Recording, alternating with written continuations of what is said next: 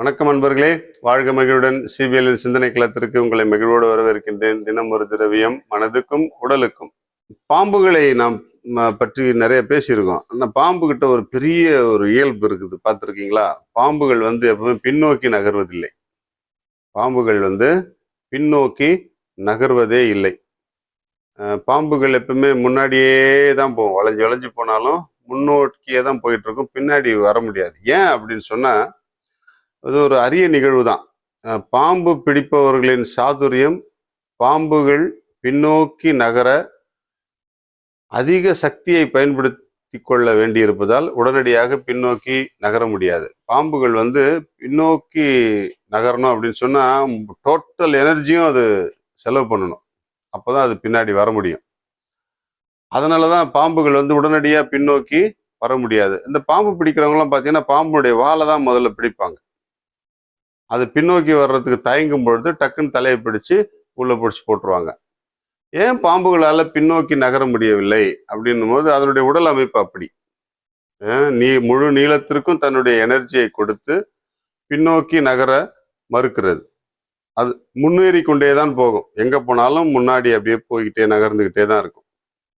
இந்த பாம்புகள் பின்னோக்கி வந்துடுச்சு அப்படின்னு சொன்னா, ஒன்று அது இறக்கும் தருவாயில் இருக்கணும். அப்படி இல்லை என்றால் அதற்கு ஆபத்து வரக்கூடிய சூழ்நிலையில் தான் தன்னுடைய முழு சக்தியையும் பயன்படுத்தி பின்னோக்கி நகர்ந்து எதிரியை தாக்கக்கூடிய அளவுக்கு வரும். இது பாம்புகள்கிட்ட இருக்கக்கூடிய ஒரு மிகப்பெரிய ஒரு அரிய மனப்பக்குவம்.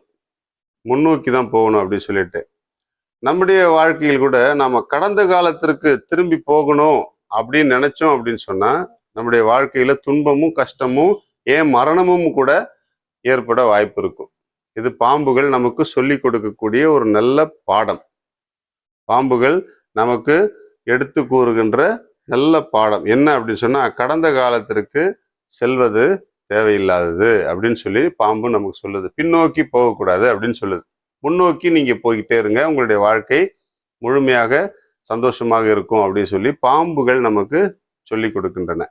ஏன்னா பின்னோக்கி போகும்பொழுது கொஞ்சம் நம்முடைய வாழ்க்கையை அப்படி கொஞ்சம் யோசிச்சு பார்த்தோன்னு வச்சுங்களேன், நம்ம முன்னாடி நம்முடைய வாழ்க்கையில் நடந்த எல்லா விஷயங்களையும் அப்படி அசைப்பட ஆரம்பிக்கும் போது நம்முடைய உடலில் ஒரு பலவீனம் ஏற்படுவதை உணரலாம். நம்முடைய உடலில் சத்து குறைந்து ஆற்றல் குறைவதை நாம் எல்லாம் புரிந்துக்கலாம்.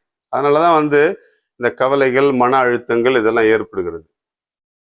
இதெல்லாம் ஏற்படாமல் இருக்கணும் அப்படின்னு சொன்னா, கடந்ததை மறந்துட்டு முன்னாடி போயிட்டே இருக்கணும். இதுதான் நமக்கு பாம்புகள் சொல்லி கொடுக்கக்கூடிய பாடம். நாம எவ்வளவு நெளிவு சுழிவுகளை எல்லாம் கற்றுக்கொண்டு வாழ்க்கையில் முன்னாடி போயிட்டே இருக்கணும் அப்படிங்கிறதுக்கு பாம்புகள் நமக்கு ஒரு நல்ல உதாரணத்தை சொல்லி கொடுக்கின்றன. பாம்புகள் பின்னோக்கி நகர்வதில்லை. நம்முடைய வாழ்க்கையிலும் நாம் பின்னோக்கி செல்லாமல் முன்னோக்கியே சென்று கொண்டிருப்போம். நாம் பதித்து வந்த தடங்கள் பலருக்கும் பயன்படும் வகையில் நாம் நம்முடைய வாழ்க்கையை அமைத்துக் கொள்வோம். பாம்புகள் பல நேரங்களில் மக்களை துன்புறுத்தும் ஒரு உயிரினமாக இருப்பதாக நாம் நினைத்துக் கொள்கிறோம். ஆனால் அவை நம்மை துன்புறுத்துவதில்லை. அவை நமக்கு வழிகாட்டக்கூடிய ஒரு பொருளாகத்தான் இருக்கிறது. அதுக்காக பாம்பை நம்ம தெய்வமா கொண்டாட வேண்டியதில்லை. பாம்புகள் எல்லா உயிரினங்களிலிருந்துமே நாம் நிறைய விஷயங்களை தெரிந்து கொள்ளலாம். அது பொதுவாக அந்த ஊர்வனை எப்பவுமே ரிவர்ஸ் ஆகாது, முன்னாடியே தான் போயிட்டே இருக்கும். நம்முடைய வாழ்க்கையிலும் அந்த நல்ல விஷயங்களை பற்றி கொள்வோம். முன்னோக்கி நகர்வதற்கு நாம் முயற்சி செய்வோம்.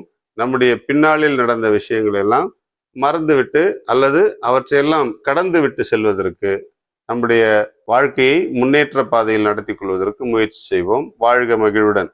இன்றைக்கு மஞ்சள் பூசணியில இரும்பு சத்து குறையை போக்க இரத்த சோகையை நீக்குவதற்கு உதவுகிறது.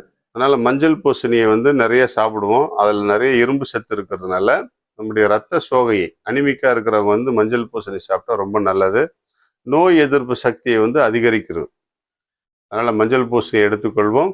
மகத்துவமாக வாழ்வோம். வாழ்க மகிழ்வுடன்.